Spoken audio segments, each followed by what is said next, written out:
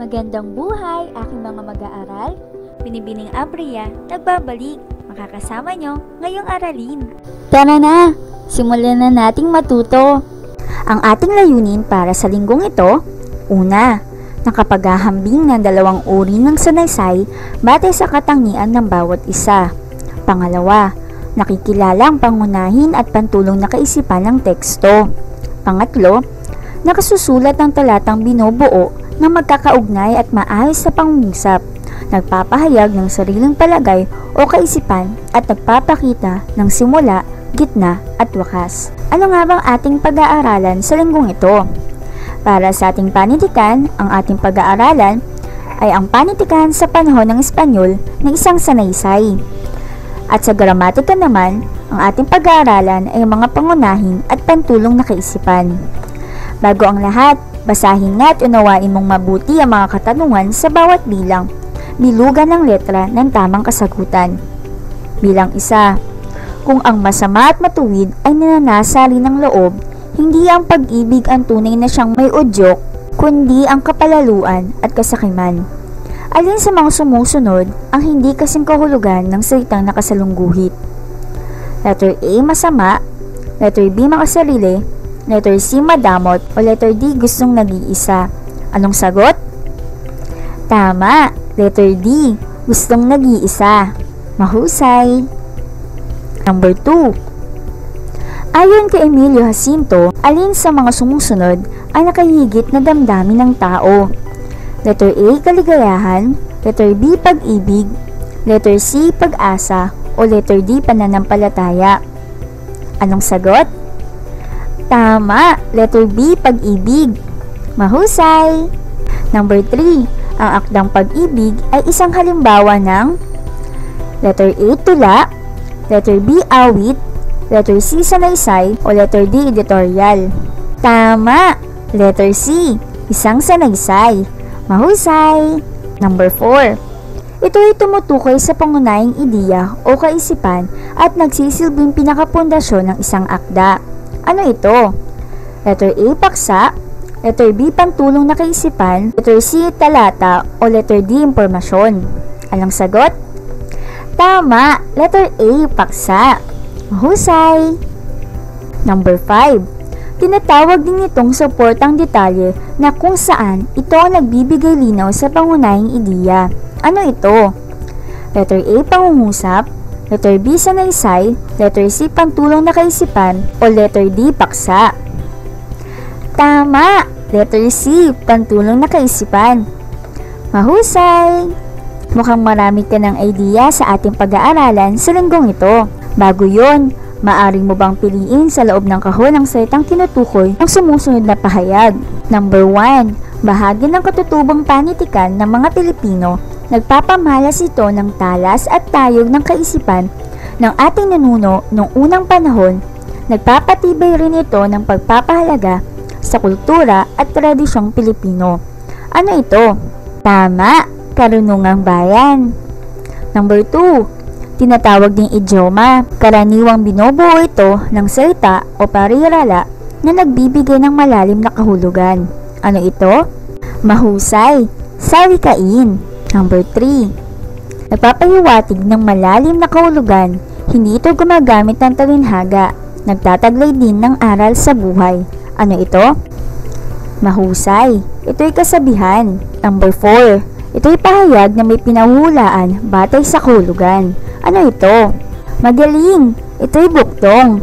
Number 5, pahayag na sinasabing pinag-ugatan ng panhulaang Pilipino. Kadalasang nagtataglay ito ng sukat at tugma. Ito ang butil ng karunungang nagsisilbing batas o tuntunin ng kagandahang asal ng ating mga ninuno. Ano ito? Magaling! Ito'y salawikain. Talagang nakinig ka mabuti sa nakaraan nating aralin. Kaya naman, masasabi kong handa na kayo para sa ating susunod na aralin. Sagutin nga ito. Sa pamamagitan ng mga larawan, ipaliwanag kung paano ipinapakita ng mga sumusunod ang kanilang pagmamahal at pagmamalasakit sa kanilang kapwa. Isulat ang kasagutan sa loob ng kahon. Ito ang mga larawan.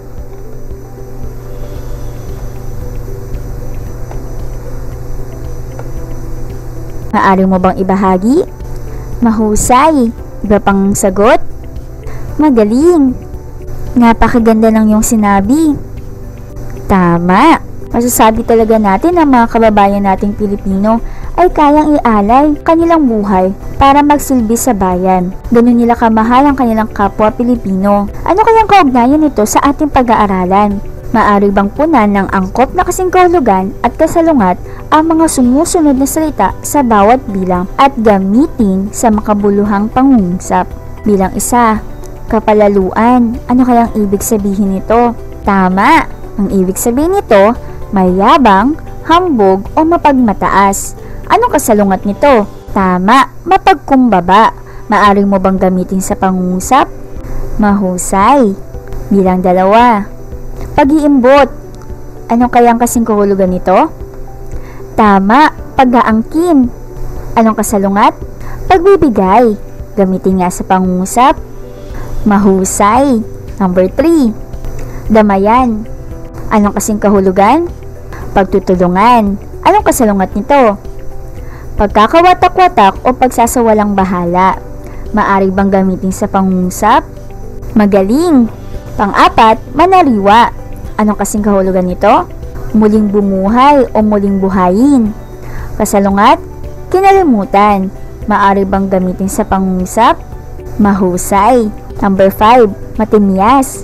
Anong kasing kahulugan nito? Tama, tunay. Anong kasalungat? Di totoo. Maaari bang gamitin sa pangungusap? Magaling.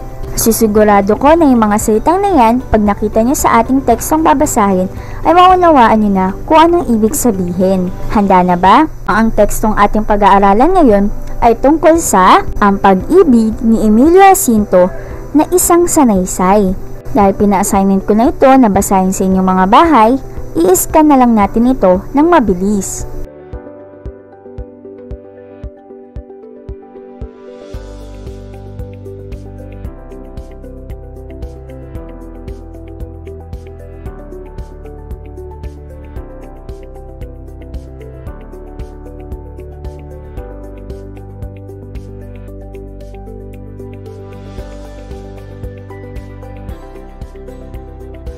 Napakaganda talaga ng sanaysay na yan. Sagutin nga natin mga sumusunod. Bilang 1, ano ang tema ng binasang akda? Tama, ito'y tungkol sa tunay na pag-ibig sa bayan at sa kapwa. Pangalawa, para kay Emilio Jacinto, ano-ano ang maaaring maging bunga ng pag-ibig sa kapwa? Tama, magbubunga ito ng pagkakaisa ng lahat, tunay na ligaya at kaginhawaan, at marami pang iba. Number 3, ano-ano naman ang maaaring idulot kung ang pag-ibig ay huwad at may masamang layunin? Magaling! Magdudulot ito ng alitan, kaguluhan at pagtatanim ng sama ng loob sa isa't isa. Number 4, magbigay ng mga paraan kung paano maaaring maipadama ang ating pag-ibig sa bayan at sa kapwa Pilipino. Tama! Pagsunod sa batas at ang pagiging mabuting mamamayan, pagtulong na walang humihinging kapalit at pag-aalay ng lakas at talino para sa ikauunlad ng ating bansa. Napakahusay ng iyong sinabi. Bilang 5, sa panahon ng pandemya, paano ipinapakita ng mga Pilipino ang kanilang pagmamahal sa isa't isa? Tama, nakita natin na sa kabila ng pandemya, ang mga Pilipino ay nagkakaisa upang magtulong-tulong at tulungan ang higit na nangangailangan. Napakahusay, naunawaan mo talagang mabuti kung anong gustong sabihin ng akda na isinulat ni Emilio Jacinto para sa atin. Ngayon, alam mo ba na ang sanaysay ay panitikang tuluyan na naglalaman ng mga pananaw, kuro-kuro, opinyon, damdamin o saloobin ng manunulat tungkol sa isang paksa o napapanahong issue. Ngunit ayon kay Alejandro G. Abadilla, ang sanaysay ay nakasulat na karanasan ng isang sanay sa pagsasalaysay. Ang sanaysay ay nagmula sa dalawang salita na ang sanay at ang pagsasalaysay. Okay? Kaya kung mapapansin nyo yung salitang sanaysay, ito'y nahati sa dalawang salita. sanay. Ibig sabihin, sanay na siya sa pagsasalaysay. Kaya nabuo ang salitang sanaysay. Ano pa? Ito'y maaaring maging formal o di formal. Formal kung seryoso ang paksa.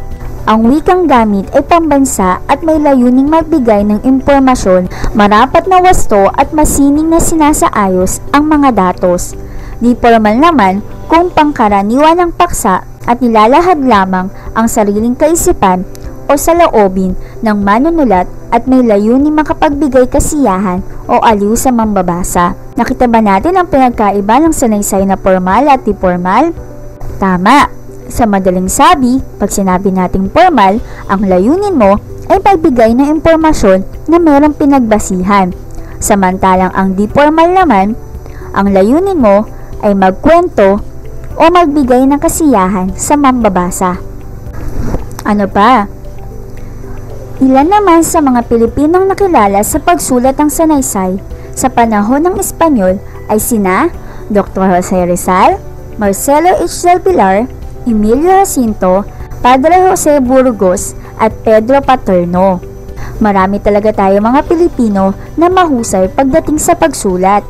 Alam niyo rin ba na ang sanaysay ay mayroong paksa na kung saan ito ang tinuturing na pangunahing ideya o kaisipan at nagsisilbing pinakapundasyon ng isang akda. Pantulang na kaisipan naman ang tawag sa mga detalye na nagpapaliwanag o nagbibigay linaw upang lubos na maunawaan ang paksang pinili. Ayon nga kay Dr. Vidal Mendoza Jr., isang profesor sa Filipino, sa pagsulat ng sanaysay ay maaaring gamitin ang format na 1-3-1. Nang sa gayon ay maging maayos ang pagkakalatag ng mga impormasyon. Ano nga ba yung 1-3-1? Ang unang 1 ay tumutukoy sa isang talata na nagpapakilala sa paksa ng sanaysay. Hindi na kinakailangang maging maligoy sa bahaging ito at maaari nang ipakilala sa unang talata pa lamang ang iyong papaksain. Ang 3 naman ay ang 3 talata na naglalaman ng mga detalye o paliwanag ukol sa paksa upang higit itong maunawaan at mabigyang linaw. Maaring mapalitan ang bilang ng 3, depende sa kung gaano karami ang talatang gagamitin sa sanaysay. Malaya ang manunulat sa pagdidisenyo sa bahaging ito. Samantalang ang huling isa naman ay ang konklusyon ng sanaysay. Maaring maglaan ng isang talata upang ilahad kung ano ang mensaheng naisiparating ng manunulat sa kanyang mga mambabasa. Kung naging malinaw, maaari mo bang punan ang lobo ng usapan ng isang kasagutan sa pamagitan ng pagduduktong dito? Ang sanaysay sa panahon ng mga Espanyol ay nagsisilbing magaling at natutuhan ko na ang pagtukoy sa paksa at pantulong na kaisipan ay kinakailangan dahil magaling. Marami kang natutunan sa ating aralin ngayon. Kaya naman, ito ang iyong gawain para sa linggong ito. Gamit ang paksang nasa loob ng kahon, sumulat ng maikling sanaysay na may format na 1-3-1. Isang talata para sa simula, 3 talata para sa katawan, at 1 talata para sa wakas. Ang iyong paksa ay New Normal. Paano naman bibigyan ng marka ng iyong guro ang nasabing gawain? Pamantayin sa pagsulat ng sanaysay. Nilalaman, 50% organisasyon ng mga ideya, 30% pagkamalikhain, 15% kalinisan, 5% sa kabuuan nito na mayroong 100%. Naunawaan ba? Kung naunawaan, maraming salamat, pagpalain tayong lahat at mag-ingat palagi. Paalam!